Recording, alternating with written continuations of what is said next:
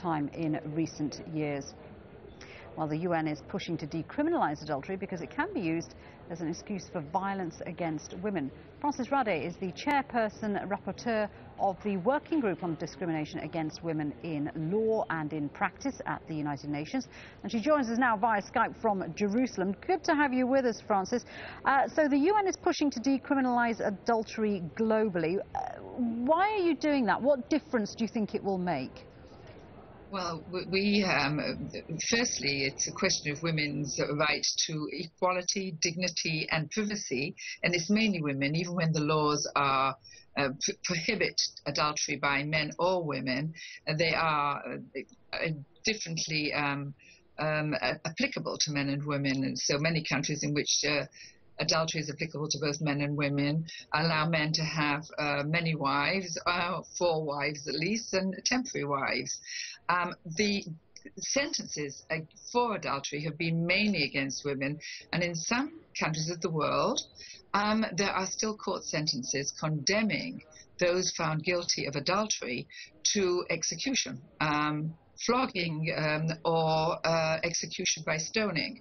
And we have frequently had to intervene in such court judgments, often successfully, to prevent the stoning of a woman for committing adultery, or for being allegedly committing adultery. Often the trials are not very fair trials. So, but isn't it the case that in a lot of countries, in areas like Africa, Middle East, these kind of perceptions on adultery and the consequences are based on religion rather than legal considerations? Yes, well, the United Nations experts on human rights, both the treaty bodies and the special procedures of the Human Rights Council, have consistently held that freedom of religion is, of course, extremely important, but cannot be used as a justification for discriminating against women, and certainly not for the kind of harsh discrimination that we are speaking about.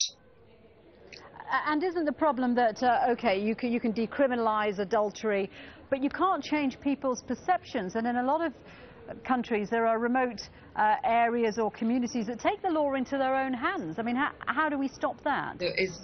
Well, of course, firstly, the state was saying, first and foremost, has a responsibility to not exercise its own power to imprison women for adultery.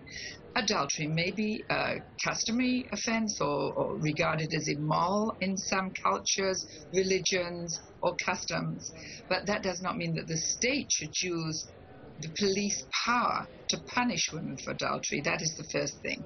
And even when these kind of measures are taken by religious or customary law groups or other communities, the state has a due diligence obligation to protect women against these kind of punishments.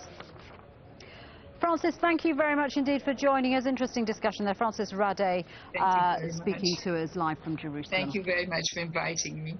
Thank you. Now, the UN High Commissioner for Human